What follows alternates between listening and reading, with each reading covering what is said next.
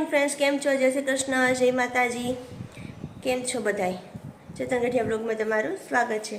અને જો અત્યારે વાગી ગયા છે સવારના 7 અને આ જો છીકા છીક કરે ઉઠતા વેત. ચલો ડોલ ભરાઈ ગઈ છે, નાવા જાઓ. આજે થોડુંક લેટ ઉઠ્યા છે એ કારણ કે વરસાદ હોય ને એટલે એને જવાનું હોય ગાડી લઈને, એટલે થોડોક લેટ જઈ તો ચાલે, તો જ ટાઈમે પહોંચી જ. અને અમારા ગામમાં વરસાદ છે ને ધબ આવે છે. તમારા ગામમાં વરસાદ કેવો પડે છે કોમેન્ટ કરીને કહેજો, તો આપણને ખબર પડે કે તમારા ગામમાં કેટલોક વરસાદ છે. અમારે તો ભૂક્કા કાઢ નાખ્યો એટલો વરસાદ છે. હમણાં જો 5:30 વાગ્યા પહેલાંનો વરસાદ શરૂ હતો ને, પોણી કલાક આવ્યો ફૂલમ ફૂલ. અત્યારે જરાય વરસાદ નથી. જો તમે બતાવો બહાર વાતાવરણ કેવું છે ને આખો રોડ પીલો. ગાડી તો આપણી સાફ થઈ ગઈ છે એટલે કાંઈ દેખાતી નથી, બાકી બહુ વરસાદ આવ્યો હતો. ચારે કર ભીનું જ છે બધું ને, એક રસ થઈ ગયું છે બધું. ચેતન તો ચલો નાવા માટે જતા રહ્યા. હવે આપણે કાવ્યાબેનને જગાડી દઈએ, કારણ કે ચેતન પછી આપણે કાવ્યાબેનનો વારો છે જાગવાનો. કાવ્યાબેન ચલો ઉઠો, ઉઠવાનું છે ને? નથી ઉઠવું? હા તો વાંધો નહીં, આ પાડી તો. શું કહે છો? પરીક્ષા પતી ગઈ તો કેટલા માર્ક્સ આવશે? ફૂલ જ માર્ક્સ આવશે? ઓહો હો, તો મને આઈસ્ક્રીમ ખવડાવીશ ને તું? કેમ? તમારે ખવડાવો. ફૂલ માર્ક્સ તારે આવે તો તારે ના મને ખવડાવવું પડે. ચાલો ફટાફટ હવે ચેતન નાવા જતા રહેશે એટલે આપણે એનું ટિફિન ને બધું બની ગયું છે, પેક કરવાનું છે, તો એ બધું પેક કરી દઈએ. અને મારે છે ને આજે એક જગ્યાએ જવાનું છે જમવા માટે. બધાને જવાનું હતું પણ કોઈ હાજરમાં છે નહીં, કારણ કે પપ્પા આવે નહીં, ચેતન ઓફિસે ગયા હોય અને કાવ્ય સ્કૂલે ગયું, એટલે હું એક જ જમવા માટે જવાની છું. ક્યાં જવાની છું, શું છે, હું આગળ તમને વિડીયોમાં બતાવીશ. ચાલો પહેલાં તો છે ને અત્યારે આપણે ટિફિન પેક કરી લઈએ. થઈ ગયા તૈયાર? અત્યારમાં ગીત નો ગવાય, ભગવાનના ગીત ગવાય, પિક્ચરના ગીત ગાઈશ. બોલો.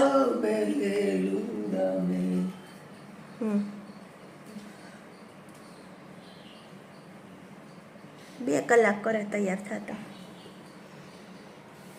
શું આમાં લાઈટ ચાલુ છે, પાછળ આવીને બંધ કરો, બિલ આવશે.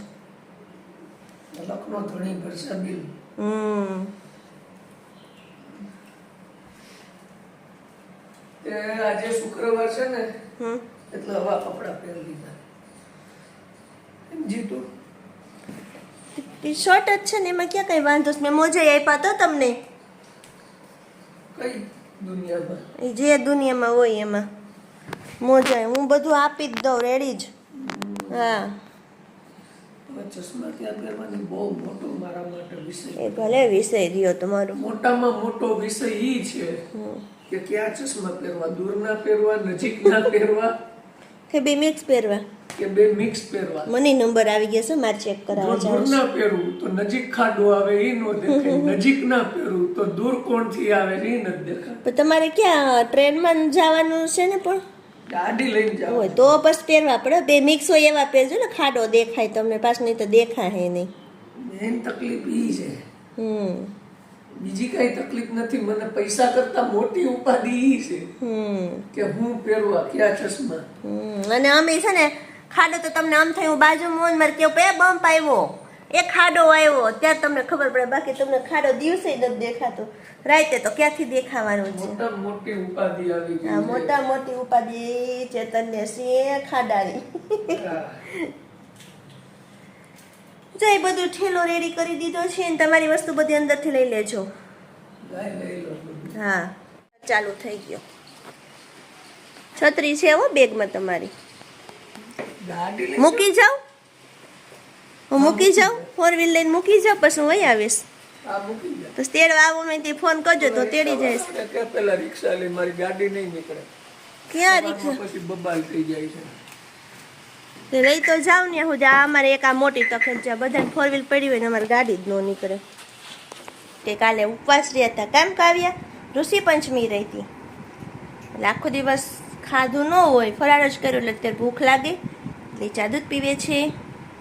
આપણે છે ને ઠાકોરજીની સામગ્રી પણ તૈયાર કરી લીધી છે તો એ પણ રાખી દઈએ. ચાલો હવે કાવ્યાબેનને આપણે તૈયાર કરી દઈએ, એના વાળને ઓળી લઈએ, ત્યાં એને છે ને રિક્ષા આવવાનો ટાઈમ થઈ જશે.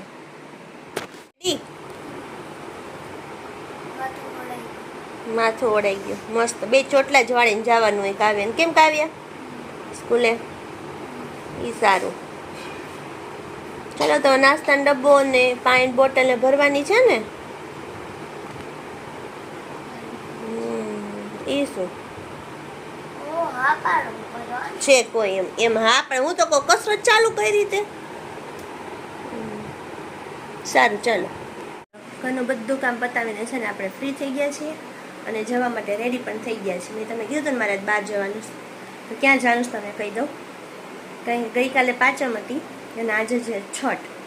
તો અહીંયા નવસારીમાં મારા એક ફઈ રહે છે, તો એના સસરાની પાંચમ હતી કાલે અને આજે છઠના બારણા કરાવે એટલા માટે જમણવાર રાખ્યો છે આપણી વલ્લભ સદન હવેલીએ અહીંયા જલાલપુરમાં. તો ત્યાં જમવા માટે જવાનું છે મારે, અને કીર્તન ને એવું ભજન ને એવું બધું છે પહેલાં, પછી પ્રસાદનો એવું રીતના છે. તો 10:30 એવું થવા એવું છે. તો ચાલો હવે હું ત્યાં જાઉં અને તમને પણ જો ભજન કીર્તન ચાલુ હશે તો એનો તમને પણ લાભ મળશે. તો ચાલો મારી સાથે. વરસાદ ચાલુ જ છે, આપણે છત્રી લઈને જઈએ છીએ કે વરસાદમાં પલળાય તો નહીં, બહુ ફાસ્ટ નથી, ધીમો ધીમો છે, તો તે છત્રી રાખવી સારી. ચાલો તો હવે ફટાફટ પહોંચી જઈએ. આ હવેલી આવી ગઈ છે, નીચે જ છે બધું એટલે વાંધો નહીં. કીર્તન ને એવું આ બધું જમા ચપ્પલ કાઢ નાખી. હા એટલે કન્યા કાઢ નાખી. જો કીર્તન ચાલુ છે.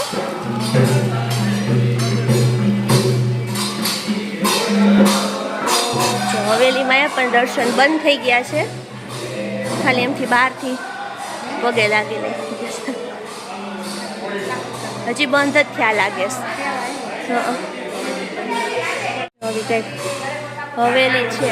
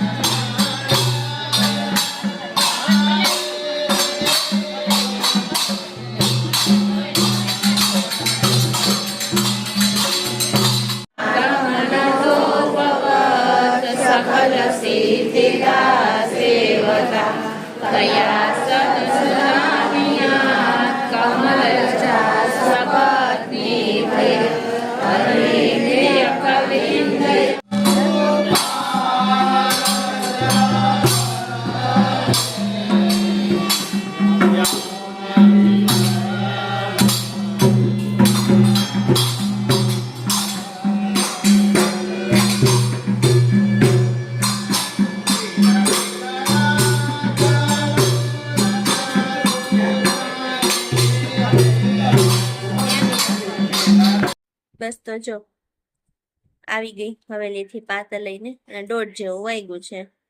કારણ કે જમી તો ક્યારનું લીધું હતું, પણ બધા થોડીક વાર બેઠા હતા અને વરસાદ પણ ચાલુ હતો એટલે થોડીક વાર બેસી ગયા. થોડોક વરસાદ ધીમો થાય ને તો આપણે ઓછા પલળીએ એમ. અને પપ્પાની રસોઈ બનાવીને ગઈ હતી એટલે એને જમી લીધું. કાવ્યાબેનની મારે રસોઈ બાકી છે, એટલે કે રસોઈમાં ખાલી રોટલી જ બાકી છે. તો હવે થોડીક વાર પછી રોટલી બનાવી નાખું તો કાવ્યાબેન પણ સ્કૂલેથી પાછા આવી જાય તો એ પણ ખાઈ લે. અને મસ્ત હતા, કીર્તન હતા, અને મારા પેરવણી પણ કરી હતી દાદા પાછળ. તે બધો કાર્યક્રમ સરસ પતી ગયો. અને પાતર લીધા, પ્રસાદ પણ બહુ મસ્ત હતું. લાડવા ને ભજીયા ગુંદી ને શાક ને પૂરી, બહુ મસ્ત હતું બધું, સ્વાદિષ્ટ હતું આમ એકદમ. લસણ ડુંગળી તો હોય નહીં પણ એકદમ સ્વાદવાળું હતું. એવું કંઈ નથી કે લસણ ડુંગળી હોય તો જ સરસ લાગે, લસણ ડુંગળી વગર પણ મસ્ત લાગે. અને હવેલી એ જાય એટલે એ તો પ્રસાદ હોય જ, એટલે મસ્ત અને મીઠો ભગવાનનો પ્રસાદ લાગવાનો જ છે. તો ચાલો હવે આપણે આ સાથે આજનો વિડીયો પૂરો કરીએ. નેક્સ્ટ વિડીયોમાં પાછા મળશું. ત્યાં સુધી બધાને જય શ્રી કૃષ્ણ, જય માતાજી.